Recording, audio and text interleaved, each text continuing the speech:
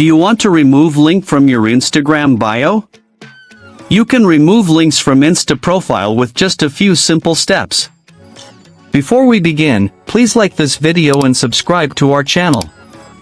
I've also included some helpful tools and apps in the description, so be sure to check them out. To remove a link from your Instagram bio, first, open the Instagram app on your mobile device. Once you're on Instagram, go to your profile by tapping on your profile picture at the bottom right of the screen. Now, you are on your Instagram profile page.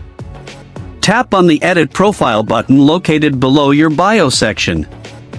A new screen will appear with different options. On the Edit Profile screen, scroll down and tap on the Links option. Here, you will see all the links you've added to your profile. Tap on the link you want to remove. Now, tap on the Remove link at the bottom of the screen. A confirmation pop-up will appear. Tap on Remove to confirm. Your link will now be removed from your Instagram bio, and it will no longer be visible on your profile.